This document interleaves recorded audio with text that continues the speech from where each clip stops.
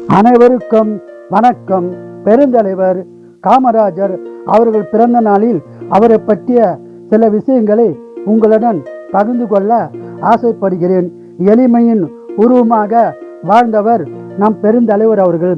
தனக்காக வாழாமல் மக்களுக்காக தன்னையே அர்ப்பணித்து கொண்ட அரும்பெரும் தலைவர் காமராஜர் அவர்கள். கருப்பு காலா காந்தி என அனைவராலும் போற்றப்பட்டவர்.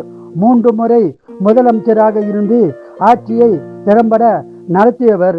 மாடு மேய்க்கும் சிறுவர்களும் படிக்க வேண்டி மதிய உணவு திட்டத்தை முதலில் கொண்டு வந்தவர் பெருந்தலைவர் அவர்கள்.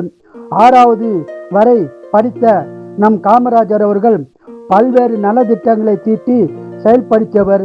கிண்டி தொழில் பூங்கா, அம்பத்தூர் தொழில் பூங்கா என அமைத்து பல்லாயிரக்கணக்கான மக்களுக்கு வேலை வாய்ப்பை உருவாக்கி கொடுத்தவர் நம் காமராஜர் அவர்கள். அணைகள் கட்டி விவசாயத்தை மேம்படுத்தியவர்.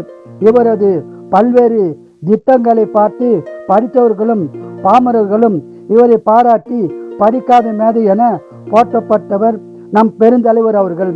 இவர் அகில இந்திய காங்கிரஸ் தலைவராக இருந்தபோது இந்தியா பிரதமராக இருந்த பண்டிட் ஜவஹர்லால் நேரு மறைந்து விட்டது இந்தியாவை சோகத்தில் ஆழ்த்தியது. அந்த சமயத்தில் பெருந்தலைவர் அவர்கள் லால் பகதூர் சாஸ்திரி பிரதமராக உருவாக்கினார். லால் பகதூர் சாஸ்திரி அவர்கள் மறைவுக்கு பின் மீண்டும் இந்தியா சோகத்தில் ஆழ்ந்த போது அன்னை இந்திரா காந்தி பிரதமராக ஆக்கியவர் நம் பெருந்தலைவர். இரு பெரும் பிரதமர்களை உருவாக்கர் என்ற பெருமை கூறியவர் நம் பெருந்தலைவர் அவர்கள். எனவேதான் பெருந்தலைவரை கிங் மேக்கர் என போற்றுகிறார்கள். ஒரு முறை பெருந்தலைவரை மக்கள் திலகம் எம்ஜிஆர் சந்திக்க சென்றுள்ளார். அப்போது பெருந்தலைவர் அவர்கள் சாப்பிட அழைத்திருக்கிறார். அதற்கு எம்ஜிஆர் அவர்கள் மறுத்துவிட்டு வேறொரு இடத்தில் உணவு அருந்த வருவதாக கூறியுள்ளேன். அடுத்த முறை வரும்போது உங்களுடன் உணவு அருந்துகிறேன் என்று கூறிவிட்டு சென்று விட்டாராம். பெருந்தலைவரின் உதவியாளர், ஐயா, நீங்கள் யாரையுமே உணவருந்த கூப்பிட மாட்டீர்களே, இவரை மட்டும் ஏன் உணவருந்த கூப்பிட்டீர்கள் என்று கேள்வி கேட்க, அதற்கு பெருந்தலைவர் அவர்கள், இவர் மதிய உணவு திட்டத்தை சத்துணவு திட்டமாக கொண்டு வந்து செயல்படுத்தி உள்ளார்.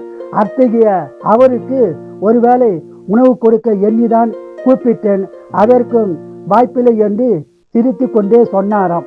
ஒருமுறை பெருந்தலைவர் அவர்கள் வில்லிவாக்கம் பேருந்து நிலையம் அருகில் பொதுக்கூட்டத்திற்கு வருகை தந்த போது அந்நாளிய பிசிசி பிர்கா காங்கிரஸ் உறுப்பினராக இருந்த டி.ஆர். ஜானகிராம் ஐயர் அவர்கள் மாலையை வாங்கி காமராஜருக்கு அணிவிக்க சென்ற போது மாலை அணிந்து கொள்ள விருப்பம் கொள்ளாமல் கையில் பெற்றுக்கொண்டு, இந்த மாலைக்குற காசை கட்சி நிதிக்கு கொடுத்தால் நன்றாக இருக்கும் என கூறியதை கேட்டு மலைத்து போனேன்.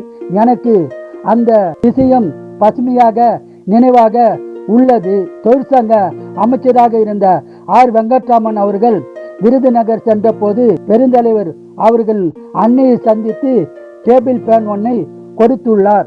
அதை அறிந்த பெருந்தலைவர், இந்த டேபிள் ஃபேன் கட்சி அலுவலகத்தில் இருந்தால் நன்றாக இருக்கும் என கூறி கட்சி அலுவலகத்தில் வைத்து விட்டாராம். விருதுநகர் நகர சபை பெருந்தலைவர் அவர்கள் தெருவில் குடிநீர் குழாயை பதித்த போது பெருந்தலைவர் அன்னையின் வீட்டில் அருகில் அமைச்சரை பார்த்து சற்று தள்ளி போட சொல்லி கோபப்பட்டு உத்தரவு போட்டுவிட்டாராம்.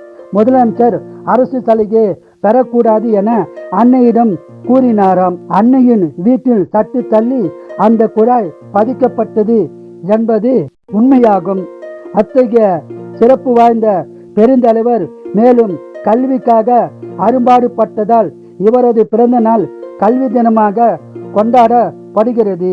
இத்தகைய சிறப்பு வாய்ந்த பெருந்தலைவர் பிறந்த நாளில் அவரை பற்றி கூறுவதில் பெருமிதமும் கொள்கிறேன். நன்றி, வணக்கம்.